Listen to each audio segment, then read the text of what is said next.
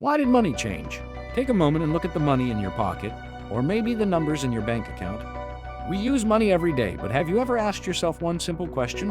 Why does it have value? After all, a coin is just metal, a banknote is just paper, and digital money is only numbers on a screen, so why do we trust it? The answer is simple, because everyone else does. Money has always been built on trust. As long as people believe it has value, it works, but history shows that trust can slowly disappear. One of the best examples comes from ancient Rome. The Roman Empire was one of the richest civilizations in history. Trade was growing, cities were expanding, and people used silver coins almost every day. These coins were trusted because they contained real silver. People knew what they were worth. For many years, the system worked well. Then things started to change. Rome fought more wars, its army became larger, the government needed more money than it could collect through taxes. Instead of creating a new currency, it made a small change. Each new coin contained a little less silver than before. At first, almost nobody noticed. The coins looked the same. They had the same size, the same design, the same emperor's face. But inside, they were different. Year after year, the silver content became smaller. People slowly realized something was wrong. Prices began to rise. Savings bought less than before. Everyday life became more expensive. No one had stolen their money, yet it somehow felt worth less. This wasn't only a Roman problem. History would repeat this story many times. Different countries, different leaders, different currencies, but often the same result. When trust in money becomes weaker, people begin to worry. They spend faster, they save differently, and they start asking difficult questions. Looking back, Rome teaches us something important. Money is not only about coins or paper, it is about confidence. Once that confidence begins to fade, the effects can spread through an entire economy, and this is only the beginning of the story. In the next chapter, we'll leave ancient Rome behind and discover how medieval kings found another way to solve financial problems by borrowing money they couldn't always repay when kings borrowed the future. Rome was gone, but money was still at the center of power. As Europe entered the Middle Ages, kingdoms grew larger, wars became more frequent, and rulers needed more money than ever before. Building castles was expensive. Keeping an army was even more expensive, and wars could last for years.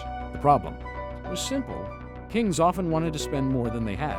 Sometimes they raised taxes, but higher taxes made people unhappy. So they looked for another solution. They started borrowing money. Rich merchants and bankers became some of the most powerful people in Europe. They had something every king needed: cash. A king could borrow enough money to pay soldiers, build ships, or fight a war. In return, he promised to pay it back later. Sometimes the deal worked, sometimes it didn't. If a king lost a war or ran out of money, those promises could disappear overnight. For the lenders, it was a risky business. But if the king won, they could earn a fortune. Over time, borrowing became normal. Instead of solving today's problems with today's money, governments began using tomorrow's money. That idea may sound familiar. Even today, many countries borrow billions every year. Loans can help an economy grow, but they also create a simple question: who will pay them back? Usually, the answer is future generations, people who had no part in making the original decision. History shows us that debt itself is not the problem. The real question is how it is used. Does it create a stronger future, or does it simply delay today's problems? For centuries, kings believed borrowing would give them more time. Sometimes it did, sometimes it only made the next crisis even bigger. And as Europe continued to change, borrowing became more organized than ever before. Soon a new kind of institution would appear, one that would change the world of money forever: the bank. The birth of modern banking. As kingdoms grew, borrowing money became more common. But there was still one big problem. Who could governments trust to lend them huge amounts of money? The answer slowly appeared in the form of banks. Banks were no longer just places to store money. They became partners of governments. One of the most important moments came in England. The government needed money to fight a costly war. Instead of raising taxes all at once, it borrowed from investors. In return, those investors earned interest. It was a simple idea. The government received money immediately. The lenders made a profit over time. This system worked so well that it changed finance forever. Soon, government debt became something people could invest in. For many investors, lending money to the government was seen as one of the safest choices. The system created new opportunities. Trade expanded, businesses grew, large projects became possible.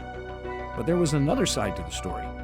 Government still had to repay their debts. That money had to come from somewhere. Usually, it came from taxes collected from ordinary people. This wasn't always a bad thing.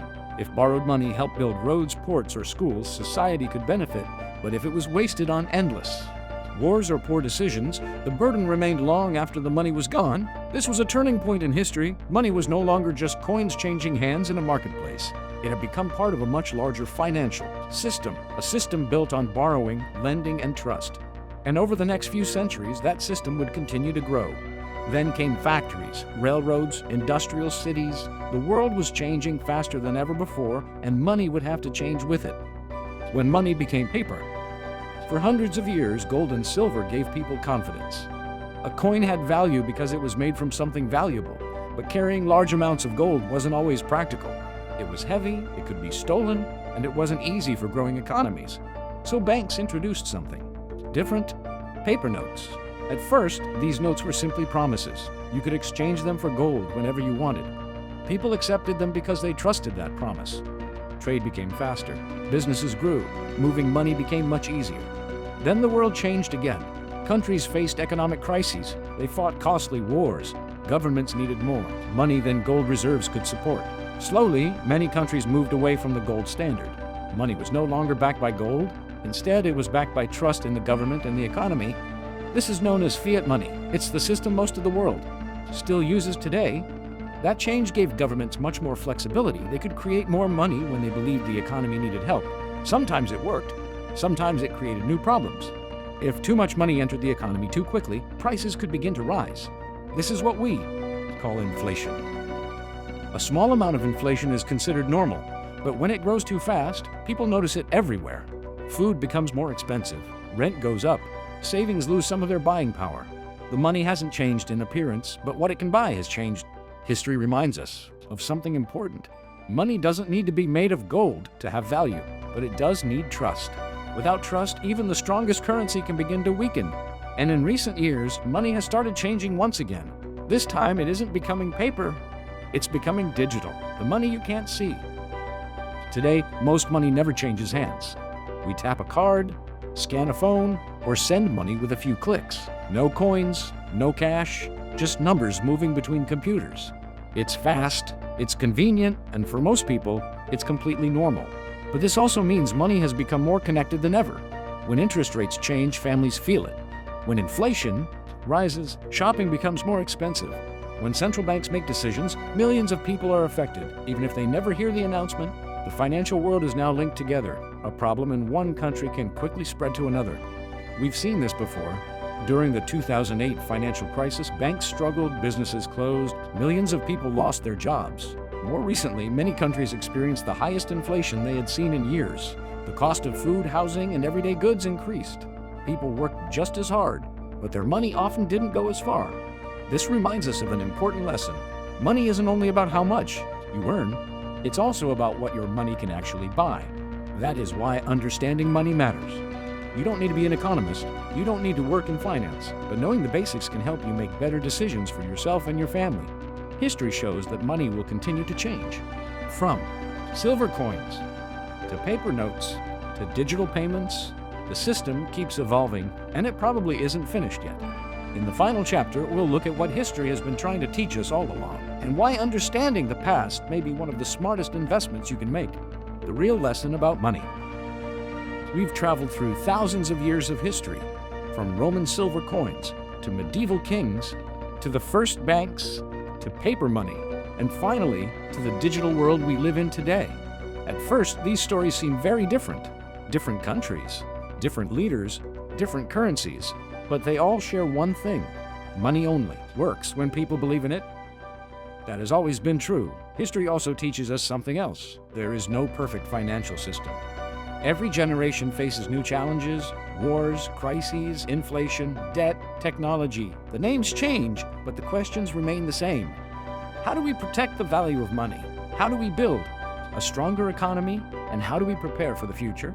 The answers are never simple, but history gives us something valuable: perspective.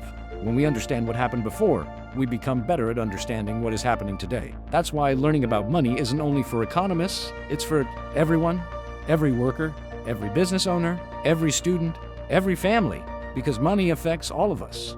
The goal isn't to fear the future, it's to understand it. The more you learn, the better decisions you can make, and maybe that's the biggest lesson history offers. Money will continue to change, new technology will appear, New financial systems will be created, but one thing will always matter: knowledge, because people who understand how money works are often better prepared when the world begins to change. History cannot tell us exactly what will happen next, but it can help us ask better questions. And sometimes, the right question is worth more than the easiest answer. Thank you for watching. If you enjoyed this journey through the history of money, don't forget to subscribe. There are many more stories from the past that still shape the world we live in today.